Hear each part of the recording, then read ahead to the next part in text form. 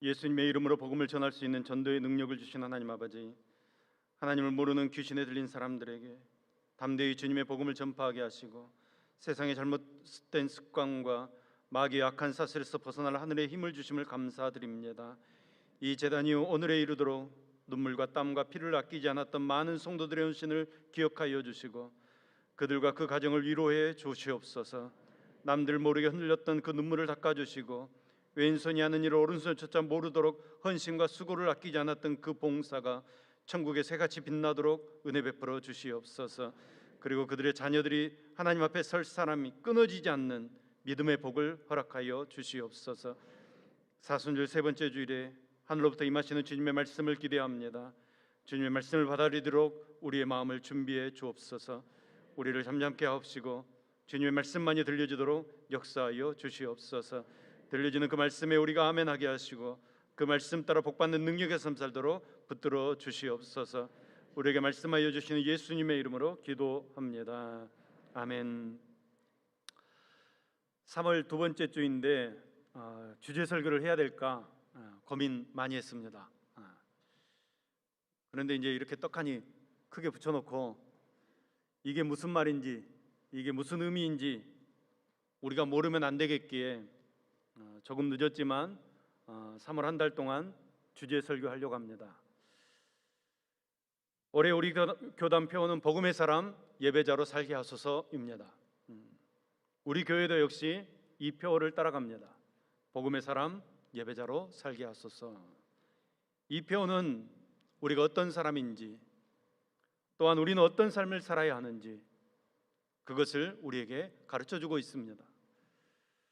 우리 2023년 표어를 다 같이 한 목소리로 제창해 보겠습니다. 시작. 복음의 사람 예배자로 살게 하소서. 아멘. 여러분, 아기 예수님께서 나를 만나 주시기 위해서 나 때문에 하늘에서 내려오셨다는 사실을 믿으십니까? 나는 죄인이요, 예수님께서는 나의 그 죄를 벗겨주시고 덮어주시는 구원자이심을 믿으십니까? 나는 사망이라는 한계를 극복하지 못하고 멸망받을 존재, 죽을 수밖에 없는 그런 존재라는 사실을 여러분 믿으십니까? 죽어서는 영원한 지옥불에 던져질 수밖에 없는 그런 존재라는 사실을 여러분 믿으십니까? 그런데 예수님께서 오셔서 나를 건져주시고 사망의 권세에 이기게 하시고 내가 죽음에 이르게 되겠지만 그 죽음을 이기고 다시 살게 하실 것을 믿으십니까? 여러분, 우리가 무엇으로 죽음을 이깁니까? 예수 이름으로 이깁니다. 여러분, 우리가 무엇으로 생명을 얻습니까? 예수 이름으로 생명을 얻습니다. 예수 이름으로 승리를 얻었네. 예수 이름으로 승리를 얻었네. 예수 이름으로 나아갈 때 우리 앞에 누가 서리요. 예수 이름으로 나아갈 때 승리를 얻었네. 아멘. 승리 얻은 줄로 믿습니다. 여러분, 이것이 복음입니다. 기쁜 소식입니다. 세상의 무엇과도 바꿀 수 없는 축복의 소식입니다. 저와 여러분이 죄에서 구원받았다는 것입니다. 죽음에서 생명으로 건짐받았다는 것입니다. 예수 이름으로 나아갈 때 승리의 삶을 살게 된다는 것입니다. 따라합니다. 나는 구원받은 하나님의 백성입니다. 아멘. 여러분, 이것이 복음입니다. 우리가 구원받아서 하나님의 자녀, 하나님의 백성 되는 것입니다. 하나님의 백성 되었기 때문에 예수 이름으로 승리를 얻는 것입니다. 우리가 예수님의 이름을 부를 때, 예수님의 이름의 그 권세를 사용할 때 우리는 모든 문제에서 승리하는 것입니다. 그러니까 여러분, 힘들고 어려울 때 예수님의 이름을 불러야 합니다. 예수님의 이름으로 선포하셔야 합니다. 모든 악하고 더러운 것들이 물러갈 줄로 믿습니다. 예수 이름을 부르면 구원을 얻는다고 했습니다. 예수 이름을 부르면 승리의 삶을 살게 될 것입니다. 우리가 예수의 이름을 부를 때 하나님께서 우리에게 새로운 힘을 공급해 주실 줄로 믿습니다. 우리는 구원받은 하나님의 백성입니다. 우리는 택함받은 하나님의 백성입니다.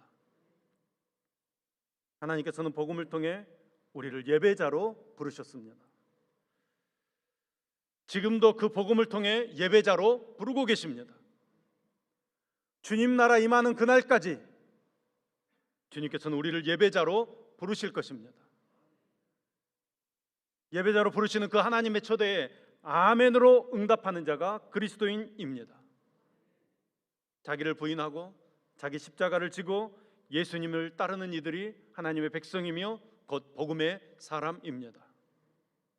그러니까 복음의 사람, 예배자로 살게 하소서. 이 목표는 우리가 누구인가라는 존재론적인 질문에 대한 응답입니다. 여러분, 우리가 누구입니까? 우리는 복음의 사람입니다. 복음의 사람이라는 말은 그리스도인이라는 말의 다른 표현입니다. 저와 여러분은 그리스도인입니다. 복음의 사람입니다. 그리스도인은 어떤 사람입니까? 항상 주 예수 그리스도의 십자가의 복음을 분명하게 신뢰하고 역동적으로 삶에서 실천하며 살아가는 사람을 그리스도인이라고 합니다. 나는 복음의 사람, 나는 그리스도인이라는 정체성이 분명해야 합니다. 우리 옆 사람과 이렇게 인사 나눕니다. 당신은 복음의 사람입니다. 다시 한번 인사합니다. 당신은 그리스도인입니다. 아멘. 저와 여러분은 복음의 사람, 그리스도인입니다. 하나님께서는 복음의 사람들을 예배자로 부르셨습니다. 예배자로 부르시는 이유가 무엇입니까? 하나님께서 우리를 왜 예배자로 부르십니까? 일반적으로 한국교회 성도들에게는 예배는 우리에게 부여된 하나님의 명령이라고 생각했습니다. 그 하나님의 명령에 응답하는 우리의 의무요, 우리의 사명으로 생각했습니다. 그러니까 예배는 예수 믿는 자들의 마땅한 도리였습니다. 하나님의 자녀로 부름받은 자에게 요구되는 순종이었습니다. 청지기에게 기도되는 아주 가장 기본적인 충성이었습니다. 그래서 예배 빼먹으면 죽는 줄 알았습니다. 의무였습니다. 이렇게 의무로 생각하다 보니까 열심히 모입니다. 최선을 다해 준비하고 나를 드려야 된다는 생각이 충만해서 예배를 희생으로 드립니다. 그런데 그 예배에서 자유를 누리지 못합니다. 예배 드리기는 드렸는데 허전함이 찾아옵니다. 예배 드리기는 드렸는데 뭔가 아쉽습니다. 야, 오늘 또 예배를 마쳤구나. 이런 생각만 가득합니다. 오늘 보면 시편 50편 5절 말씀입니다. 이르시되 나의 성도들을 내 앞에 모으라. 그들은 제사로 나와 언약한 이들이니라 하시도다. 아멘. 그러니까 하나님과 이스라엘 백성 사이는 희생 제사를 통해 언약으로 맺어진 관계라는 것입니다. 이스라엘 백성들도 우리와 마찬가지로 죄인들이었습니다. 하지만 하나님께서 지시하신 대로 짐승의 피로 하나님께 제사를 드리면 하나님께서는 이스라엘 백성들의 죄를 다 용서해 주시고 하나님과의 관계를 회복시켜 주시겠다고 약속하신 것입니다. 그러면서 뭐라고 말씀하십니까? 그 희생 제사가 바로 드려졌는지 하나님께서 살펴보시겠다는 것입니다. 심판하시겠다는 것입니다. 시편 50편 6절 말씀입니다. 하늘이 그의 공의를 선포하리니 하나님 그는 심판장이심이로다. 하나님께서는 심판하시는 하나님이시라는 것입니다. 제사로 언약한 백성들이 그 희생 제사를 잘 드리는지 심판하시겠다는 것입니다. 그런데 우리가 주목할 것은 하나님께서는 제물에 대하여서는 책망하지 않겠다고 말씀하고 계십니다. 시편 50편 8절 말씀입니다. 나는 내 제물 때문에 너를 책망하지는 아니하리니 내 번제가 항상 내 앞에 있음이로다. 얼마나 좋은 것을 드렸냐, 얼마나 비싼 것을 드렸냐, 얼마나 많이 드렸냐, 얼마나 자주 드렸냐, 그것을 심판하시지 않는다는 것입니다. 그렇다면 하나님께서 보시는 것이 무엇입니까? 하나님께서 무엇을 심판하십니까? 시편 50편 22절 말씀입니다. 하나님을 잊어버린 너희여, 이제 이를 생각하라. 그렇지 아니하면 내가 너희를 찢으리니 건질 자 없으리라. 아멘. 이스라엘 백성들이 하나님을 잊어버렸다는 것입니다. 하나님을 놓쳐버렸다는 것입니다. 예배를 드리고 있긴 한데 그 마음에 하나님이 없다는 것입니다. 이어지는 23절 말씀은 이렇게 말씀합니다. 감사로 제사를 드리는 자가 나를 영화롭게 하나니 그의 행위를 옳게 하는 자에게 내가 하나님의 구원을 보이리라. 아멘. 그러니까 하나님을 잊어버린 사람이 있고 하나님께 감사로 제사 드리는 사람이 있다는 것입니다. 잊어버린 것과 감사로 제사 드리는 것이 대조되고 있습니다. 하나님을 잊어버린 사람은 감사로 제사를 드릴 수 없습니다. 반면에 하나님께서 살아계셔서 나를 위해서 행하신 일들을 잊어버리지 않고 기억하는 사람은 하나님께 감사로 제사 드릴 수 있습니다. 하나님을 영화롭게 할 수 있다는 것입니다. 하나님을 영화롭게 한다는 것은 하나님께 영광 돌린다는 말과 같은 표현의 말입니다. 결국은 하나님을 기쁘게 한다는 말입니다. 우리가 항상 하나님을 기억하고 하나님의 은혜에 감사하면서 살아가면 하나님께서 기뻐하실 줄로 믿습니다. 우리가 감사로 하나님께 나아가야 되는 이유가 거기에 있는 것입니다. 하나님께서 기뻐하시기 때문입니다. 그렇다면 사랑하는 성도 여러분, 오늘 지금 이 시간에 여러분은 어떤 감사를 가지고 하나님께 나오셨습니까?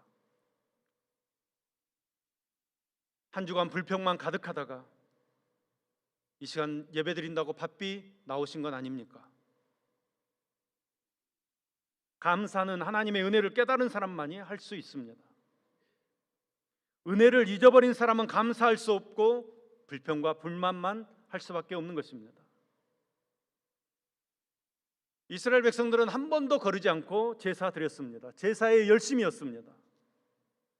하나님께서는 제사를 열심히 드린 것은 인정해 주셨습니다. 내 번제가 항상 내 앞에 있음이로다. 너희는 한 번도 거르지 않고 늘 제사를 드렸다는 것입니다. 그런데 여러분, 그런데 무엇이 문제입니까? 이스라엘 백성들이 정말 감사하는 마음으로 제사를 드렸는가 하는 것입니다. 시편 50편 14절 말씀입니다. 감사로 하나님께 제사를 드리며 지존하신 이에게 내 서원을 갚으며. 감사의 제사를 하나님께 드리고 있는가? 또한 너희가 서원한 것을 가장 높으신 하나님께 갚는 그런 삶을 살고 있는가? 그것을 지금 묻고 있는 것입니다.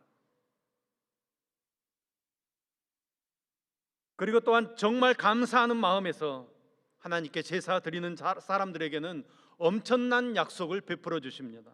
시편 50편 15절 말씀입니다. 환난 날에 나를 부르라. 내가 너를 건지리니 내가 나를 영화롭게 하리로다. 아멘. 하나님께서 우리를 건져주실 줄로 믿습니다. 하나님께서 우리를 건져주시면 우리가 하나님을 영화롭게 할 줄로 믿습니다. 하나님께서 이스라엘 백성들에게 희생제사를 드리라고 하셨을 때 하나님께서 제물을 받고 싶으셔서 희생제사를 드리라고 했겠습니까? 여러분, 오늘 시편 50편 말씀을 잘 읽어보십시오. 9절에서 13절까지 말씀을 잘 읽어보시면 온 세상 모든 짐승들이 다 하나님의 것이라는 것입니다. 다 하나님의 것인데 하나님께 무슨 제물이 필요하겠습니까? 하나님께서 원하시는 것은 마음입니다. 정말로 감사하는가? 마음 깊은 곳에서부터 감사의 예배를 드리고 있는가? 하나님 그것을 보고 계시는 것입니다. 오늘 예배드리는 우리도 스스로에게 물어야 합니다. 나는 정말로 감사로 예배를 드리고 있는가? 하나님께서는 마음은 없는데 겉으로만 잘난 척하는 사람을 가증히 여기십니다. 하나님께서 받으시는 예배는 상하고 통회하는 심령으로 드리는 예배입니다. 시편 51편 17절 말씀입니다. 하나님께서 구하시는 제사는 상한 심령이라. 하나님이여 상하고 통회하는 마음을 주께서 멸시하지 아니하시리이다. 아멘. 여기 상한이라는 말은 원어적인 의미로 깨졌다, 박살났다, 산산조각났다, 이런 뜻을 가진 말입니다. 그러니까 상한 심령이라는 말은 우리 마음이 하나님 앞에서 깨졌다는 것입니다. 산산조각이 났다는 것입니다. 교만이 무너지고, 자만심이 무너지고, 인성이 무너지고, 인간의 모든 악한 상태가 무너진 것을 말하는 것입니다. 그러므로 여러분, 우리도 악한 마음, 미움, 시기, 질투, 교만, 자랑하는 마음 다 깨져야 합니다. 깨진 마음, 상한 심령으로 하나님께 예배 드려야 합니다. 그럴 때 하나님께서 영광 받으시는 줄로 믿습니다.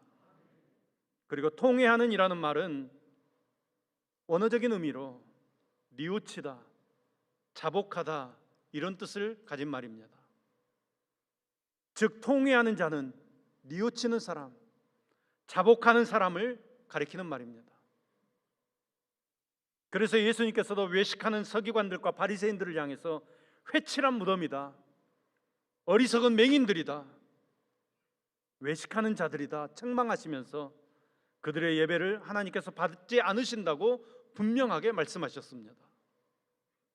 그런데 여러분, 세리는 하나님께 가까이 가지도 못하고 멀리 서서 감히 눈을 들어 하늘을 쳐다보지도 못하고 가슴을 치면서 하나님 불쌍히 여기시옵소서, 나는 죄인이로소이다, 자신이 죄인인 것을 고백하고 자백했습니다. 이러한 세리에게 예수님께서 긍휼을 베풀어 주셨습니다. 그가 드린 예배를 받아 주신 것입니다. 이처럼 하나님께서는 통회하는 자의 상한 심령을 싸매어 주시고 고쳐 주시고 만져 주실 줄로 믿습니다. 저와 여러분이 드리는 예배가 정말로 상한 심령으로, 통회하는 심령으로 하나님께 드려지는 예배 되기를 소망합니다.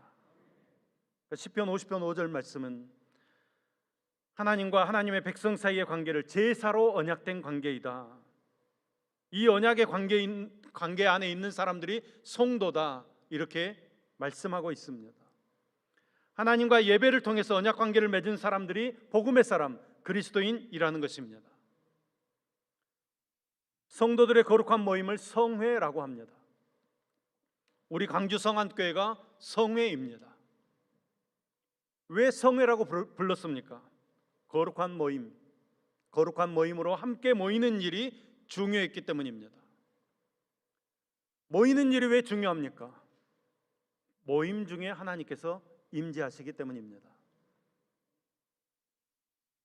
언약으로 선포된 율법의 말씀이 선포된 것도 이스라엘의 총회 가운데 이스라엘 사람들이 모였을 때 하나님께서 언약을 선포하셨습니다. 성막의 제사와 성전 시대의 제사와 포로기 시대의 회당 예배라는 새로운 전통과 또 포로 귀환 이후의 제2의 성전 시대 그 성전 제사와 회당 예배의 전통에서도 제사는 모여야 했습니다. 신약 시대 우리의 모임을 교회라고 합니다. 교회라는 말 자체가 거룩한 모임이라는 말입니다. 교회 에클레시아라는 말은 본래적으로 모임, 집회라는 의미를 가지고 있는 것입니다. 우리 광주 성안교회는 거룩한 모임인가? 우리 광주 성안교회는 성회인가? 이 물음에 아멘이라고 답할 수 있어야 합니다. 다시 묻습니다. 우리 광주 성안교회는 거룩한 모임입니까? 아멘. 우리가 복음의 사람이라고 할 때, 제가 처음에 여러분 복음의 사람입니까? 물었을 때 여러분 다 아멘이라고 큰 소리로 대답했습니다. 그렇다면 여러분, 우리 광주 성안교회는 거룩한 모임이 되어야 합니다. 우리 광주 성안교회가 거룩한 모임인가? 성회인가? 오늘 바울 사도는 그것을 우리에게 묻고 있습니다. 로마서 12장 1절 말씀입니다. 그러므로 형제들아, 내가 하나님의 모든 자비하심으로 너희를 권하노니 너희 몸을 하나님이 기뻐하시는 거룩한 산 제물로 드리라. 이는 너희가 드릴 영적 예배니라. 아멘. 시편 50편 말씀을 통해 예배의 의미와 이 모임의 뜻, 모임의 중요성을 우리가 알 수 있었다면, 이제 로마서 12장 1절 말씀을 통해 희생 제물을 드리는 구약의 제사가 아니라 이제 새로운 예배로 하나님 앞에 나아가는 초대교회와 이 신약 이후의 시대의 예배와 예배자의 삶은 어때야 되는지를 말씀이 우리에게 알려주고 있습니다. 예배의 중요한 포인트였던 상하고 통회하는 마음이 예배의 자리에만 머물러 있지 않고 예배자의 삶으로 확장되어져야 함을 이야기하고 있습니다. 그러니까 복음의 사람으로 하여금 실제 삶에서 예배하는 삶을 살아야 한다는 것을 말씀하고 있는 것입니다. 그러니까 예배자로 산다는 것은 단순히 종교적이며 영적인 영역에 국한된 것이 아니라는 것입니다. 실제 여러분의 삶에서 예배자로 살아야 한다는 것입니다. 사도 바울이 하나님의 자비하심으로 복음의 사람들인 우리들에게 간절히 권면하는 것은 우리 몸을 하나님께 거룩한 산 제물로 드려야 한다는 것입니다.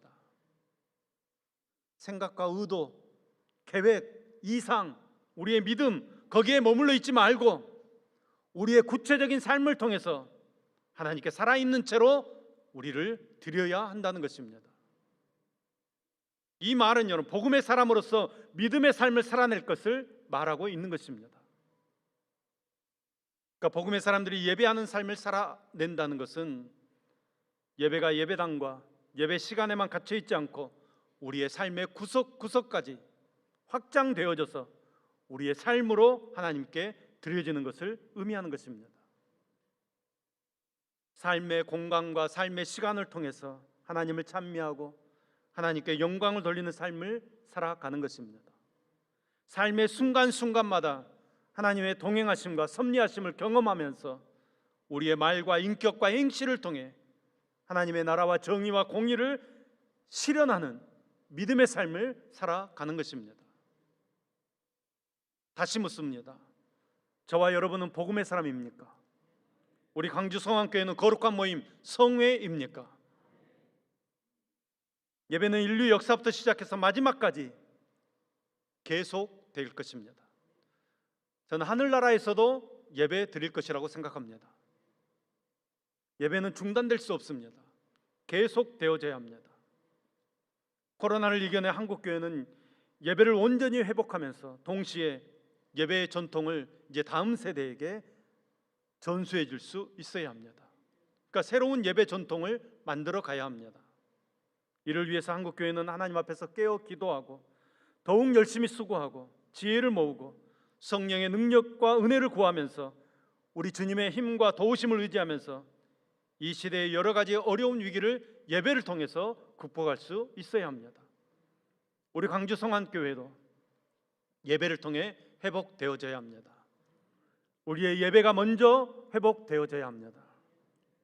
하나님께서 예배를 통해 우리에게 은혜 부어주실 줄로 믿습니다. 하나님께서 예배를 통해 우리에게 세임 주실 줄로 믿습니다. 복음의 사람 예배자로 살게 하소서. 성도 여러분, 예배자로 살고 계십니까? 예배의 진정성은 예배의 횟수나 제물의 종류나 제물의 양이 아니라 우리의 마음에 달려 있습니다. 감사하는 마음에 있습니다. 통회하고 자복하는 심령에 있습니다. 기쁘고 즐거울 때만이 아니라 고난과 환난 중에서도 예배자로 부르심에 아멘으로 응답해서 감사함으로 하나님께 나와 상하고 통회하는 심령으로 하나님께 예배드리는 것이 예배의 진정성입니다.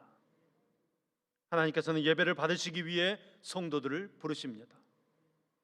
하나님의 백성은 하나님께 예배하는 자들로 부름받은 자들입니다. 하나님과 예배로 언약되어진 사람들입니다. 우리 광주 성안교회가 예배드리는 공동체 되기를 소망합니다.